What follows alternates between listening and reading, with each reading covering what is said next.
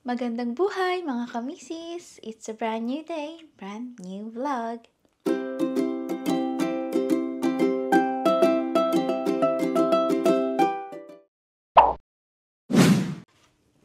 So ayan mga kamisis, ako ay magluluto ng aking breakfast. Si Mister ay nakapag-breakfast na.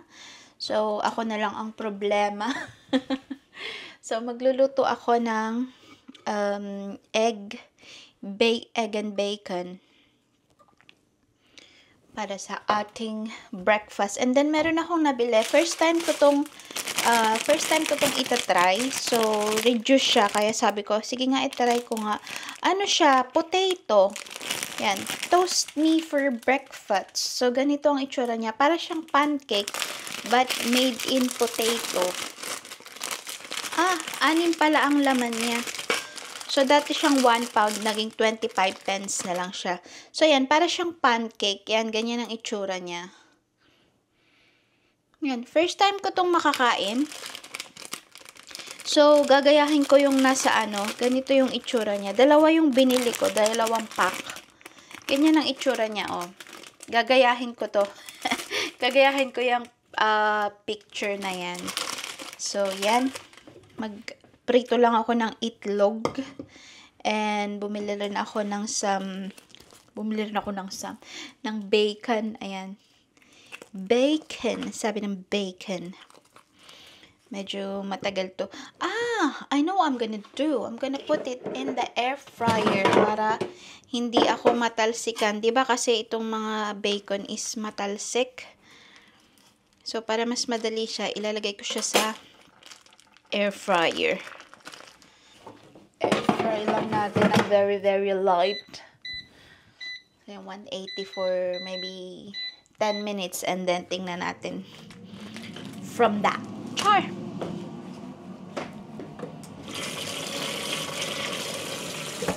Si Mister ay walang katapos ang egg and toast lang naman ang kanyang pagkain. So, masaya na siya doon. So, ako lang talaga hindi ko alam kung ano ang gusto kong kainin. Kaya, itatry ko na lang to bago sa aking panlasa. Kucharek, ayan. Parang Polish, Polish, what's that? Seasoning. Universal vegetable seasoning. So, Morrison ko lang din siya nabili. Pero ang sarap niya also sa sinangag, mga kamisis. Hindi bawang at, gusto nyo lagyan ng bawang at yung spring onion plus ito, ang sarap. Din nyo na kailangan lagyan ng asin, din nyo na kailangan lagyan ng vetchin, para talaga siyang ginisa mix na parang ginisa mix yung texture niya, but para siyang magic sarap, ganun. Ano daw? Parang magic sarap yung lasa niya. Mina-magic talaga ang bawat sprinkle. Char. Ano daw? Meron din pala akong ganito, mga kamisis, oh. Pambilog ng pambilog ng itlog. Nabili ko lang siya sa, kung hindi ako nagkakamali, charity shop, pero hindi siya open, naka-sealed pa siya. Hindi siya nagamit. So, ginetla ko na. Bali, 2 yung ganito ko. Nakakatuwa kasi meron siyang maliit na yung hugutan, 'di ba? And then, ayan. Ito, ginamit ko lang naman to kanina sa Tatanggalin natin para. So, ayan. Kamusta ang inyong mga araw, mga kamisis? Saan nyo ginugugol ang inyong araw? Especially pagka day off nyo sa trabaho or sa mga working mom dyan. And then, alam nyo ba, ang ginagawa namin sa work is, lagyan pala natin ng seasoning, diba? Mali na, diba? Yan.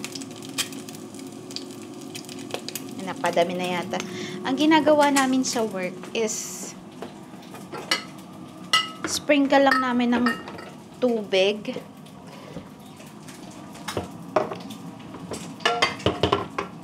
So, ayan. And then, tatakpan namin para mag-ano siya. Ayan. Takpan namin para maluto yung loob niya. Ayan, ganyan. Then, para hindi rin ako matalamsik. And then, ito naman ay i-toast ko na. Ano bang ano nito? Yeah. These don't look anything like potatoes or cake, but certainly are tasty. One is never enough. So, I'll put 3 then. Para kung gusto nyong maging medyo soft pa yung inyong itlog sa gitna is, yan, lagyan nyo siya ng konting tubig para mag-steam siya and then maluto yung loob. And lagyan nyo ng takip. So, meron akong pinakamurang chip slices. Ayan, cheesy slices from Morrison din. Kasi meron silang Morrison brand, yung mga savers na, ayun nga, hindi naman kasi kami masyadong nagaganto pagka lang nagustuhan. So, ayan, maglalagay ako ng isa. Mga ilang piraso ba to? 15 slices and I think, parang 1 pound lang yata ito. So, ayan. Meron akong nido. Ayan, tingnan nyo. Parang bumalik sa pagkabata. Diba? Ito is kinakain natin pagka pag meron tayong mga gatas na ganito is kinakain natin. And then, alam niyo yun, yung mapubuo siya sa yung ngalangala mo, nabubuo siya doon. And then, unti-unti mo siyang didilaan. Ewan ko kung ginagawa niyo yun nung mga bata kayo. Pero ganun ang ginagawa ko. Sarap niyang kainin, diba? Hindi ko pa ulit na-try yung ano bang tawag doon? Lalagay ko sa kanin, yung gatas, and then, lalagyan ko siya ng, ano bang tawag doon? Saging, and then, mainit na kanin, and then, asukal, diba? Yun palang is ulam na, diba, mga kamisis? So, ito pala yung ginagamit kong sugar, stevia. Buti meron silang mga ganitong itsurang stevia, oh. Para hindi masyadong sa sugar. Gusto ko to crispy, ganyan, oh. Crispy bacon, 'di ba? Shrimp yan, mga kamisis. Char. So, ayan, ganyan ang itsura niya. O, 'di ba? Ang naman, and then on top, bongga. Yan. Hindi nyo pala nakikita. Sorry na. Yan, ganyan siya, oh. Maple flavor syrup naman. Para rin siyang yun. Para siyang maple, pero hindi siya yung purong maple. So, yan, ganyan siya. Wee!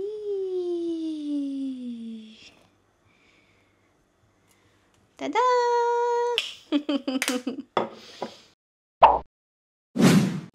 So, ayan mga kamisis, ako ay kakain na. Si Mr. ay nandito. Nanggugulo. No. Look at that. That's good. It's too dark. O, diba? Crispy. But that's horrible. Crispy bacon. No, it's not.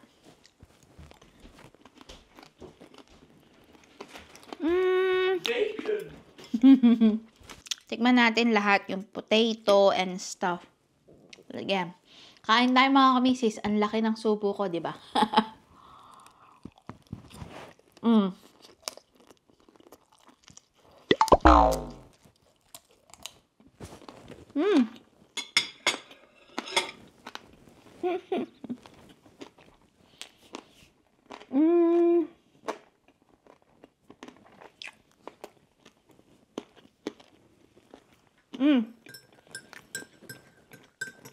It's really good.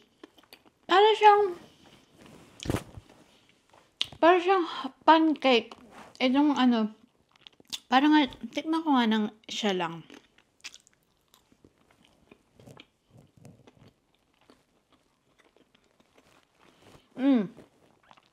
Yeah. Para siyang pancake, mga kamisis. Pero mas masarap siya sa pancake. I think I'm gonna buy this more often now. It's really good. Alam niyo ba dito mga kamisis? Hindi sila magamit ng kutsara. Ang ginagamit nila ay tinidor lagi. Kahit pag pumunta ka sa restaurant, pag hindi yung mga Asian, ang isa-serve lang nila sa inyo is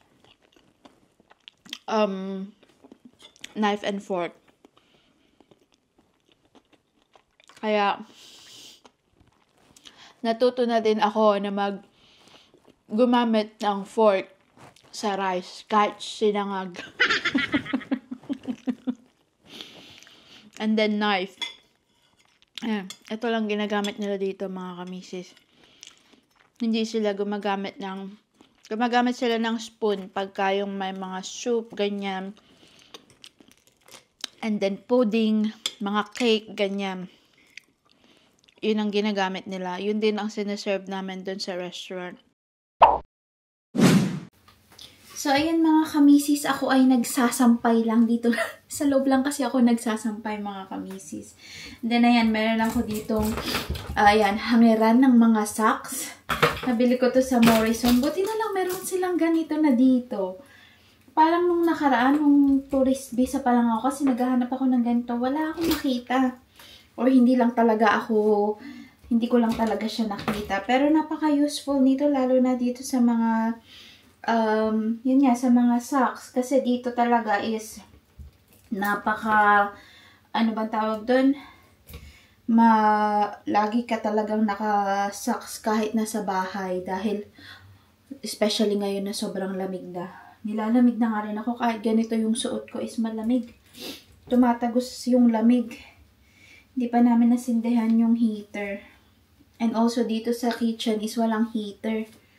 Hindi nilagyan ng meron siyang parang may nakalagay siya before pero tinanggal yata nila. Wala na siya nung lumipat kami dito. So yun.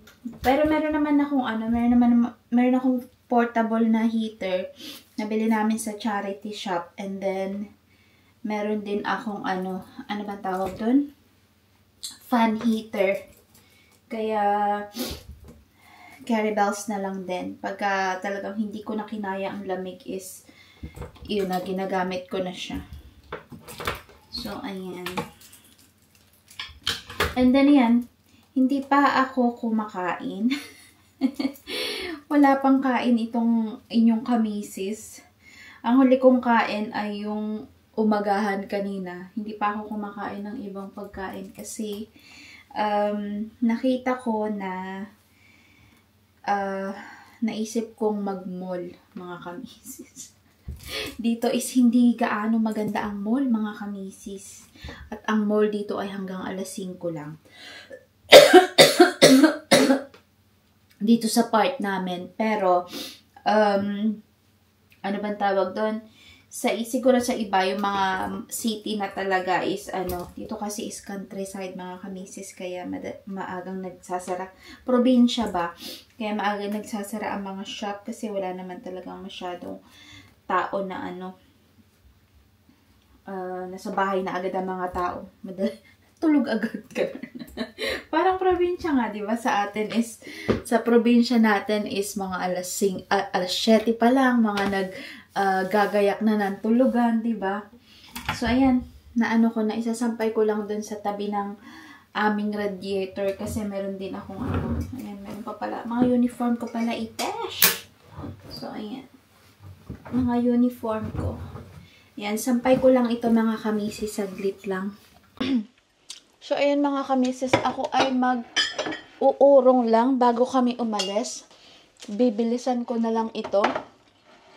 And siguro, dito ko na din i-end ang aking vlog para panibagong vlog naman yung yung pagpunta namin sa mall. And first time ko nga pupunta doon, mga kamisis. Hindi ang lagi ko lang napupuntahan dito is yung, ano bang tawag dito? Yung, ano bang tawag doon? Ang lagi ko napupuntahan yung maliit na mall dito. Hindi naman talaga mall. Parang town center, mall, something gano'n. Shopping center. Na medyo maliit nga lang. Hindi siya gano'n kalaki. Hindi katulad nung pupuntahan namin ngayon. Na malaki talaga. Sabi ko, inisip ko na magpupunta ako doon. Gusto ko magpunta ng ano lang ako. Ano bang tawag doon? Mag-train kasi malapit lang yon. sa train station, parang ganun, isang sakay lang and parang half an hour lang or 20 minutes, mga ganun. So, doon kami pupunta ngayon. And, never pa nga ako nakapunta doon. So, gusto ko lang talagang makita. Para lang may activity gawin. May activity gawin ngayong gabi na to. Bali, mag-aalas 5:30 pa lang. Ay, alas 5 pa lang pala, pero sobrang dilim na sa labas, mga kamisis. Para ng alas 7, ganon. Kaya, ayun, 5:30 matatapos si mister. Kaya, urungan ko ito and then, gagayak na ako. Kasi, sabi niya is, gumayak ka na para once na, once na natapos ako sa trabaho is, Gora Bells na tayo. So, yan. Ayan, lamig. Lamig ako. Parang, yata, ko alam kung ilang degree sa labas. 10 degree or 9 degree. Sobrang lamig. So, yan. Pares kami ni Miss na hindi pa ako makain ng lunch. Kasi ako naman ay ano bang tawag doon? Ako ay edit na mga video. Kaya marami akong i-upload sa mga susunod, mga kamisis. Hindi ko lang alam pagkatapos nitong vlog na to kung meron pa rin ako ma-i-upload. Busy much, ganun. So, yan. Salamat sa pagsama sa akin. Ang pakipagkwentuhan sa akin, ang pakikinig sa aking mga chismis. Kasi ito lang talaga yung paraan ko na, alam mo yun, makapagsalita ng Tagalog. And kasi dito, puro English naman ang kausap ko. Kaya ito lang yung chance ko para, yun, makapagsalita ng Tagalog. And ma-share sa inyo ang ating mga kaganapan sa buhay-buhay, ganun. So, ayan, dito ko natatapusin, mga kamisis, ang aking, hello? Hello, are you ready? Yes! I'm just gonna put my clothes and then ready now. Just gonna what? Put Your my- clothes. Put my clothes. Oh, put. Yes. What So, do you yeah, mean, put your clothes.